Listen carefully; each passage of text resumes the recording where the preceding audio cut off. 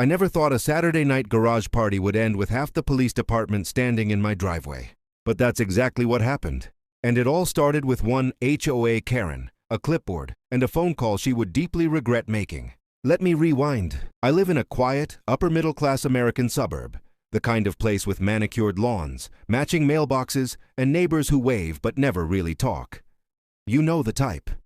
Everyone pretends to be friendly, but there's this constant, unspoken tension, especially because of the HOA.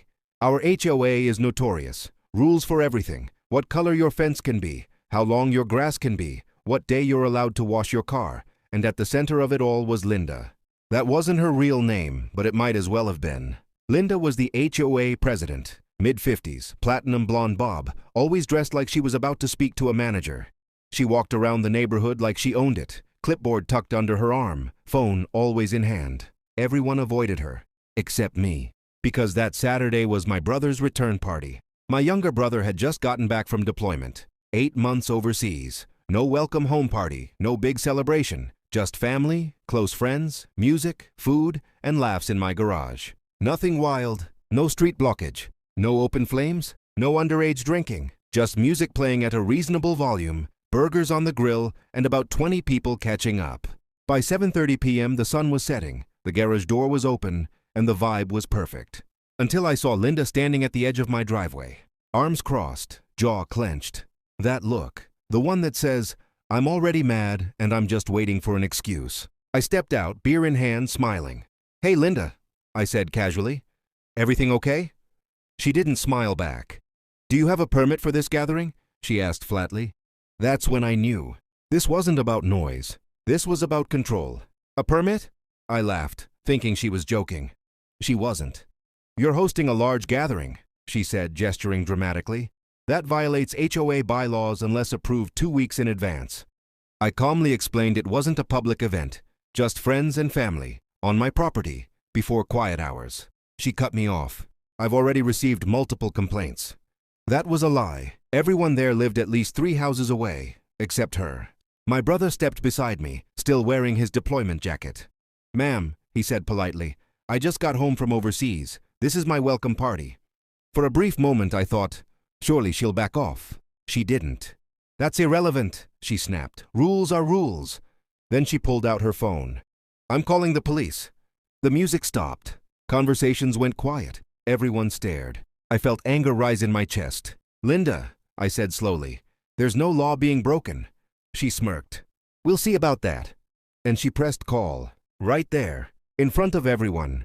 She told dispatch we were hosting an illegal party, disturbing the peace, possibly drinking and driving, and, this part still shocks me, that she felt threatened by aggressive men. Aggressive? My brother, still in uniform, just stood there shaking his head. She paced dramatically while on the phone, pointing at my garage like she was narrating a crime scene. I knew then this wasn't just annoying. This was dangerous. Because once police are involved, anything can happen. And Linda knew that. 10 minutes later, red and blue lights lit up the street. One patrol car, then another. Guests whispered nervously. I told everyone to stay calm, stay respectful, and let me handle it. The first officer stepped out, calm, professional. Evening, sir, he said. We got a call about a disturbance. I nodded. Yes, officer. HOA president called. We're having a small private gathering. No noise complaints, no violations. Before he could respond, Linda rushed over. Officer, thank God you're here, she said dramatically. These people are out of control. The officer raised an eyebrow. Ma'am, what exactly is the issue? They're violating HOA rules, hosting an unauthorized party, and I felt threatened when I approached them. The officer looked at me, then at my brother, then at the quiet group behind us. Anyone threaten you? He asked. Linda hesitated. Well, not directly, but I felt unsafe. The officer sighed. Ma'am, feeling unsafe isn't the same as being threatened. That's when Linda snapped. Are you refusing to enforce the law? That sentence changed everything. The officer straightened. HOA rules are civil matters, not criminal, he said firmly. Her face turned red. But, and from what I see, he continued, there's no noise violation and no criminal activity. Linda crossed her arms. This isn't over. She turned and stormed back toward her house. I thought that was it. I was wrong. 5 minutes later, dispatch called the officer back on his radio. His expression changed. Copy that. he said slowly. He turned to me. Sir, the caller has made additional allegations. My stomach dropped. What kind of allegations? He hesitated. She's now claiming illegal alcohol sales, veterans being exploited, and obstruction. That was it. That was the moment I stopped being calm. That's a false report, I said. She's lying. The officer nodded. I believe you, but protocol is protocol. More lights appeared. Then more. Within minutes, 4 patrol cars lined the street. Then a sergeant. Then, unbelievably, a lieutenant. Neighbors peeked through curtains. Phones came out. Linda stood across the street, arms crossed, smug, until she realized.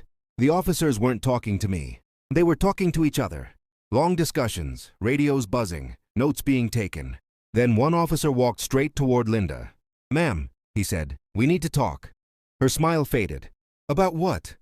About your repeated emergency calls. Her voice rose. I was reporting crimes. The sergeant stepped in. Ma'am, making false police reports is a crime. Silence. You've now called dispatch 3 times with escalating claims that we've found to be untrue. Linda stuttered. I was just enforcing the rules. The lieutenant crossed his arms. This isn't an HOA meeting. This is law enforcement.